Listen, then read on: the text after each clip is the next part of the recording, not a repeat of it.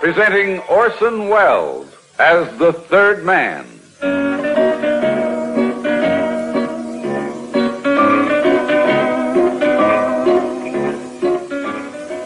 The Lives of Harry Lime. The fabulous stories of the immortal character originally created in the motion picture The Third Man, with zither music by Anton Karas.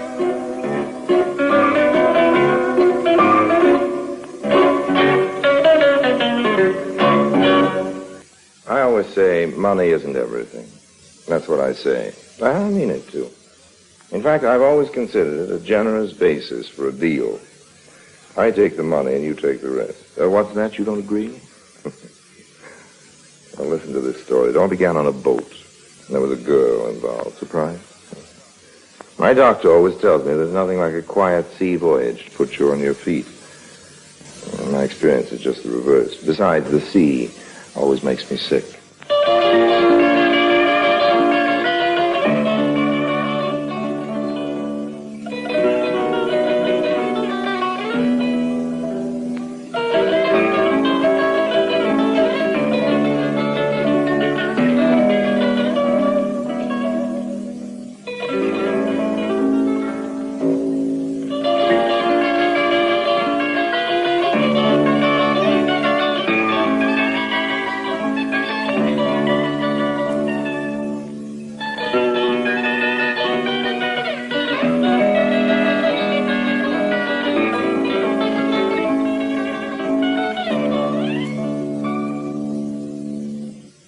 And now, Orson Welles as Harry Lime, the third man in Cherchez la Gemme. It all began on a slow boat to China, and I mean a slow boat to China, just like the song, only without the music. We were only a couple of days out of San Francisco, and in a while I'd be Honolulu and I'd be getting off, but not yet, not in the middle of the Pacific, and I was so bored, I was almost tempted to try. That's how come I paid so much attention to that couple. They're just another married couple. He wasn't much, face very pale, that's about all you could remember, but his young wife had a very attractive manner, among her other assets. We caught each other's eye once or twice, which didn't seem to bother her much, except in a nice way, and we got acquainted the next night. They were always quarreling, the couple, this cute little thing, and Mr. Paleface. I don't know why. Whenever I saw them, they were in the midst of some kind of squabble, and now at the ship's bar, Mr. Paleface, darn fool that he was, picked himself up and walked off, leaving her there. And you've got to say one thing for me. I let him get out the door. Then I counted a fast 3 and strolled over to her table. May I join you? I wish you would. What are you drinking? Rye and water. Waiter. Yes, sir? Rye and water and a scotch. Yes, sir. At last. At last, what? What? Foolish girl. We meet. It's only a day and a half that you've been giving me the once over. Not so lightly. Well, we've wasted a day and a half of our lives. You say the right things, Mr. Let's just get acquainted. Names can come later. You know what? What?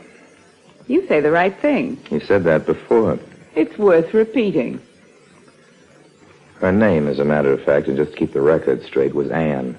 Anne Brissy, I think it was. She was blonde. Kind that likes to drink. I didn't discourage her. By the time we got up on the boat deck, Annie was beginning to feel the motion of the ship.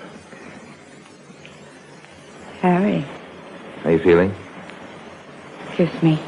You're feeling fine. Oh, Harry. That was dreamy. You better just keep holding on, honey. It's all right with me, dream man. Harry. Got something to confess to you. Bet I can guess what it is. You're not married to that guy you were fighting with. Oh, no. I'm married to him, all right. You wouldn't think so, but... No. I wanted to confess something else. I've had too much to drink, Harry. How about you? Oh, I've had too much of that moon.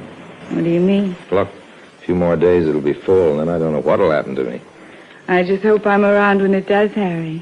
My, you're romantic. Occasionally, honey, occasionally. When I have the time. Say, what made you think I wasn't married? Stupidity, huh? I saw you quarreling all over the boat. Should have known you were. Yeah. You'd think that after a guy spends 5 years in jail... In jail? Yes. Guess I shouldn't have told you that, should I, Harry? I wouldn't, except I had too much... Forget it, honey. So will I. We're friends, aren't we? And that moon's nudging me again. Oh, Harry, I love your kisses. Don't tell me your troubles, Annie. Let's just be friends, If you're a friend, you should want to listen to me. You've got a point. Why shouldn't I tell you? Oh, nice. Joe just got out. And we're heading for Honolulu to try to find his old pal, Ed Jameson. They pulled a job together. Joe was caught, but Jameson got away with $75,000 in jewels. That's very interesting. Keep it to yourself, Harry. Oh, sure. Joe's very suspicious and he can be mean. My middle name is Mum. Joe will find him. He had him traced to Honolulu. Jameson was always a sucker for warm weather. 5 years is a long time. Jameson must have cashed in those jewels by now. They're still hot. And Jameson is a very cautious character. Want to see a picture of him? Of who? Ed Jameson. Sure. Open my purse. Well, I not only looked at the picture of Ed Jameson, I also transferred it from her purse to my pocket. She's probably frightened because of what she'd spilled and didn't want to bump into me, so I didn't see her for the rest of the trip, but I'll tell you the truth, I didn't much care. I wasn't bored anymore. I had an interest in life.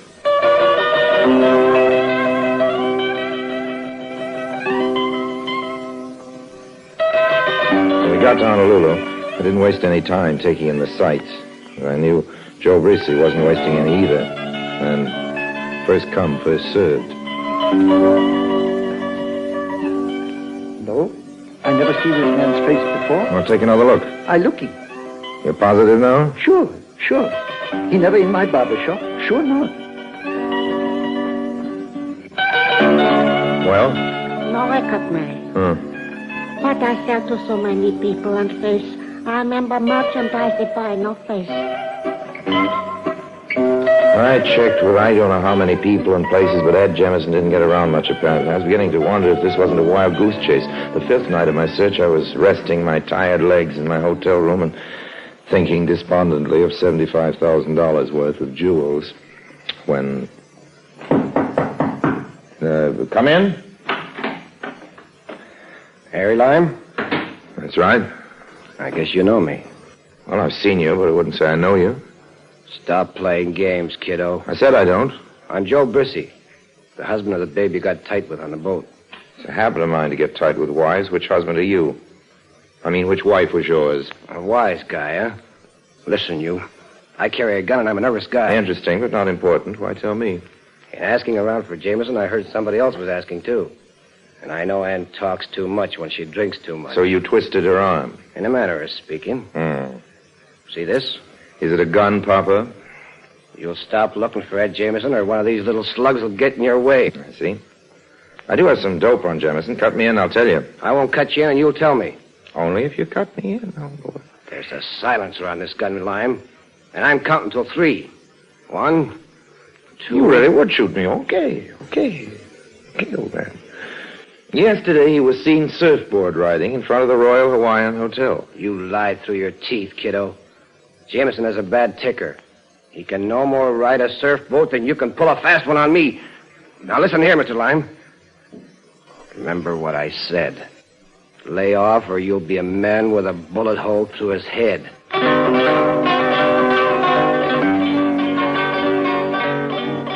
Joe Brissy's remark that Jameson had a bad heart gave me an idea. I began checking hospitals and doctors, and then, one afternoon...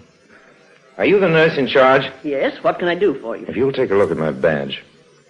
The FBI? We're checking on someone. We only have his photograph to go by. Here it is. I know who he is, was. Died here several months ago. Heart attack. No. He left a wife and stepdaughter. Do you know where they live? Yes, or at least we probably have a record of their address. They run a rooming house on King Street. If you'll wait a moment, I'll get it for you.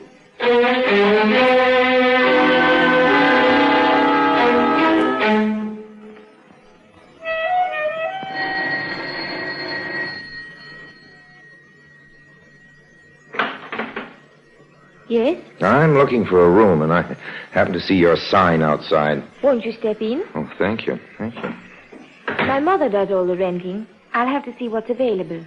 I'm disappointed in you. What do you mean? Well, I was hoping you'd speak pidgin English. I'm getting to like it. I apologize, but 4 years at the university here have knocked it out of me. Well, occasionally a man gets bored even with charming pidgin English. I like yours. Are you in the islands for vacation? No, for my health. You don't look sick. I'm not. But I want to go on being healthy. How long are you staying? It all depends. Oh? Depends on whether you let me take you to dinner every night of every day. Say, you don't let any grass grow under your feet. Well, life is short at the longest. Am I right? My mother would like you. If she's your mother, I'd like her, too. Where is she? On the island of Hawaii. Our family is having a luau, and I'm joining them tomorrow. What's a luau? I forgot you knew here. It's a feast. Well, now, isn't Mauna Loa erupting now in Hawaii? Yes, but our family doesn't live near the volcano. You're part of Hawaii, aren't you? My father was Scotch. That makes me a hapahoala. That means half and half. Well, if every girl was a hapawala, all I can say is what a stunning world we'd have. Take it easy. Or I might accept your invitation to dinner. If I say something, will you be angry? Yes? I'll say it anyway. You are the most beautiful girl I have ever seen. Are you engaged? No. Married? No. Boyfriend? Several. And those earrings you're wearing, they don't spoil the scenery either. Oh, they're only imitation. Naturally. I wouldn't expect them to be rubies or anything like that. Though they do cost a few dollars. You don't say. Uh-huh. Well, now that we're old friends, let me introduce myself. I'm Harry Lime. I'm Moana Burns. Pleased to meet you. Likewise. Moana. Were you named after... Yes, Moana Loa. That's right. Give me a volcano every time. But I'll take you and leave Moana Loa to the sightseers. But Moana Loa is much more exciting than I am. Impossible. Let me pay you a compliment, too. Renting you a room is a positive delight. Don't answer it. Business is business. And fun? I still haven't accepted your invitation to dinner. What can I do for you? I want to rent a room. Come in, please. Sure. If you two gentlemen will just wait here, I'll go upstairs and see what we have. You didn't take my warning seriously, did you, kiddo? Can't a man look for a room? When he's living in a hotel? Too expensive. Funny that you should just happen to pick the family Jameson was married to. Yeah, I see you have all the information. All of it, kiddo. And now here's where your information won't do you a bit of good. I'd put that gun away if I were you, Mr. Brissy. But you ain't me, Mr. Lime. That girl's had a good look at you. I'll take care of her. In the meantime, so long. Forever, kiddo. This is a rooming house. People are around. I don't hear them. They won't hear me. As I once told you, there's a silencer on this gun. Let go! Why, you outcast! What's going on here? What do you do with a gun, Mr. Lime? It happens to be his. I just removed it from him against his will. Get up, Mr. Brissy. What happened? Well, as soon as you left, this character began mumbling to himself. Before I knew it, he'd whipped out this gun, put it to his head. Mister, what do you want to commit suicide for? You're a fool. Don't you know there's as much to worry about down there as up here? Now beat it before I call the cops. Next time you think you have trouble, ask the first person you meet about theirs. Poor chap. What's the matter, Moana? Oh, I don't know. Just seen that gun and... Oh, he'll be all right. Tell you what, let's have lunch together, too. I'm starved. All right. Is there room for me? I want to wash up. Room 210, upstairs to the left. How much? $2 a day. Make it 3. I'm happy. 2. But I'll order an extra dessert. Fair enough. And, Moana. Yes? Get that look of fear out of your eyes. It's all over now. Besides, I like my girls to look happy.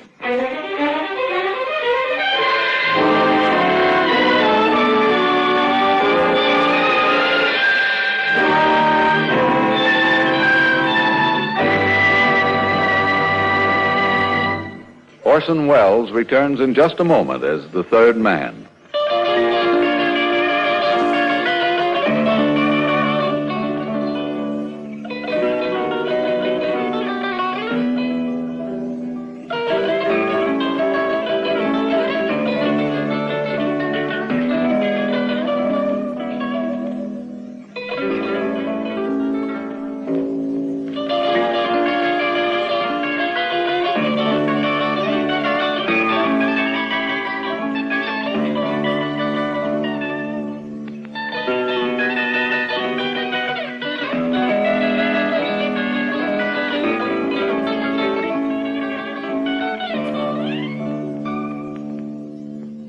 And now Orson Welles, as the third man, continues with Cherchez la Gemme.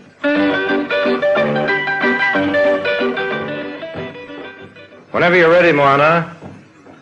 I sat down and lit a cigarette. Suddenly I had a funny feeling. Moana? No answer.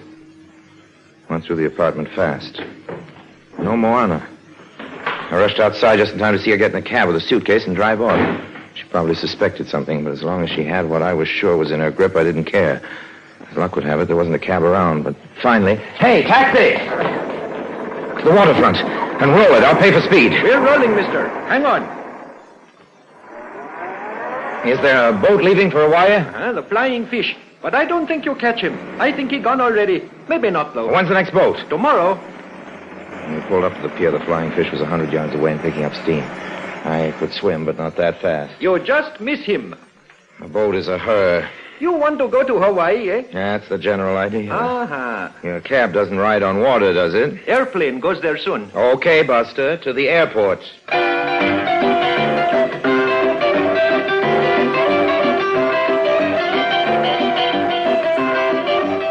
The plane wasn't leaving for a few hours, but it'd still beat the Flying Fish to Hawaii with plenty of time to spare. I spent the afternoon being careful and staying out of sight. Didn't want to tangle with Joe Brissy again. The plane was crowded. Everybody wanted to see Mauna Loa in eruption. I sat back in my seat, watched the blue-green ocean below. Someone up front moved, and there was something about his movement.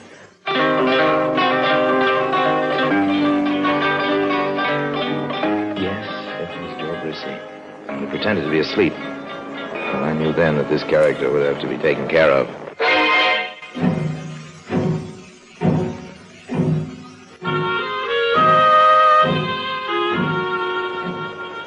I was first off the plane, managed to give Joe the slip, hired a car, and drove to near the pier where I waited for the Flying Fish to dock. Sure enough, Moana was on it. She was met by a handsome Hawaiian woman, probably her mother. They drove off, and I followed at a safe distance. When we arrived at the beach, the family luau was in full swing. Harry. Oh, well, weren't we having lunch together? I was angry with you, but then I said, forgive and forget, so I forgave.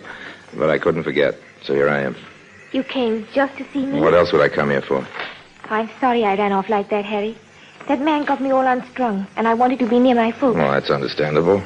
So, will you forgive me again, please? I'd forgive you again without a please. What are we waiting for? For you to take me in your arms. That's the easiest thing I've ever done in all my life. And the easiest by far. Harry. Yes, baby. Don't talk so much. I get you. Harry. Mm-hmm. I could really like you. You scare me. Why? What would happen if you really went for me? Moana? Oh, meet a friend of mine, Uncle. Then you are welcome, sir. And even if you are not a friend of Moana's, but a friend of the people, you are welcome too. Well, thank you. Come, we will give you to eat. So many good things. Pig wrapped in palm leaves and roasted in the ground. Fish, fruits, and okeluha.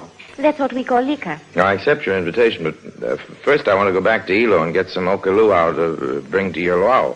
But that is not necessary. We have too much now. I feel better, though. I'd really like to bring you. So don't you want me to feel good? All right. Get in. I'll drive you. Oh, I don't want to take you away from your folks, Moana. I know where all the liquor stores are in Hilo. Well, I can ask, can't I? Besides, I want to be with you. Come on, get in. You should have called instead of renting a car. I was too anxious to see you. Always be that way for me, Harry. Oh. Anxious. Look in the mirror, Harry. Oh, that car. Yes, that man at the wheel. It's the same man who tried to shoot himself. Looks like him at that. Step on it. What's he doing here? Well, maybe he has it in for me and followed me. You never can tell with these people. And the same to you. John, Harry. Oh, I'm only doing unto him as he would do unto me. No, hold on. There's a sharp turn ahead.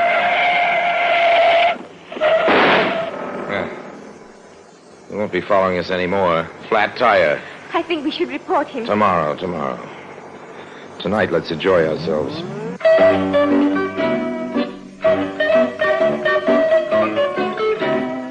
Hey, you just passed a liquor store. Did I? Where are you going? I don't really know, Harry. Hey, stop the car. No. Stop it, I said. All right, let's hear it. What's the idea? My suitcase in the back of this car is the idea, Harry. Oh. So you saw me put it there? Yes. And the man who followed us. He was after the same thing. When you both fought in my house, I didn't believe your story. Why not? It was a good story. You said you were a tourist. A tourist doesn't carry a gun. Moana, the trouble with you is you have a suspicious nature. Hey, where are you going? To look at the moon. There's a beautiful view on the cliff here. Come out of the car, Harry. Okay, honey. I'm as romantic as the next, I guess. But listen, honey, where do you stand about the jewels? Oh, Harry, I don't care about the jewels. Look at the moon. It's a great moon, kid. I don't know when I saw a better one, but $75,000 worth of... Hey, that's the break-off. The car's moving. Harry, don't try to stop it. You can't. You can't, Harry. It's 1,000-foot drop to the sea.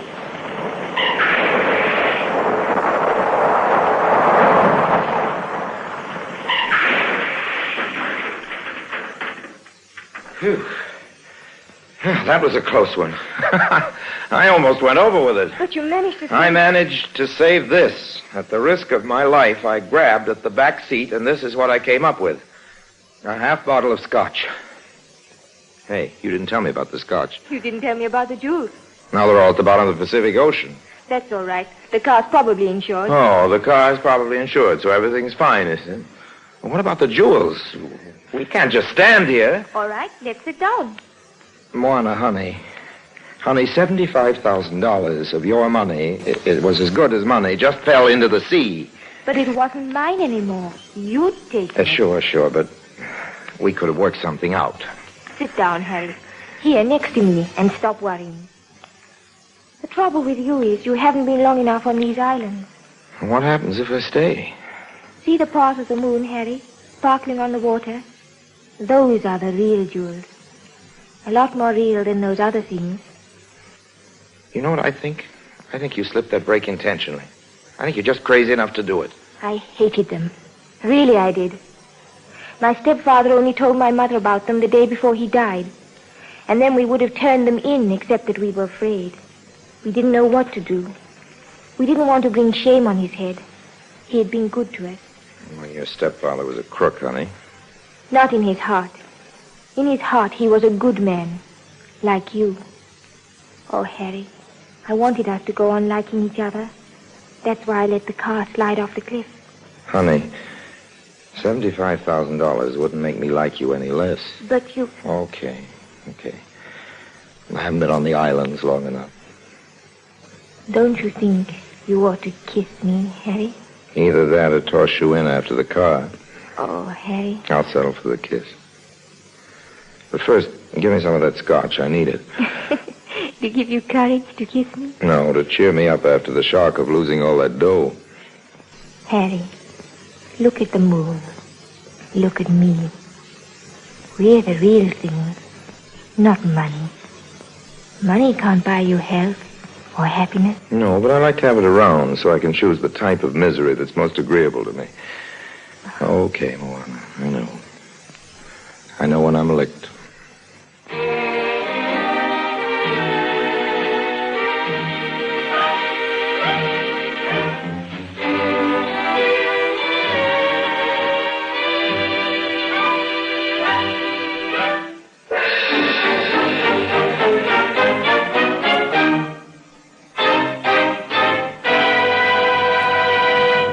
Harry Lime returns in just a moment.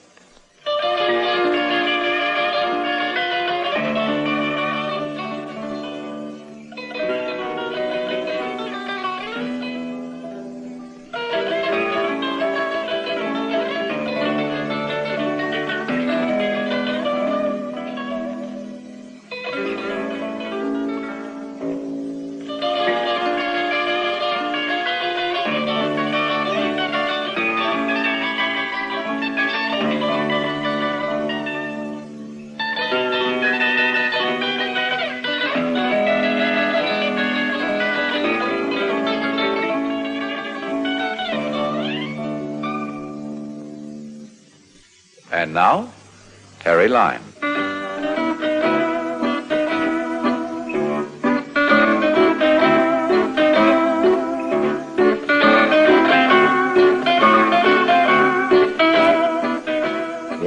Sometimes when I see the moonlight reflected on the sea, I find myself thinking about Moana. She believed that gold is where you find it. And that's one thing on which we both agree. The only difference is that I've made a career out of looking for it in the most unlikely places.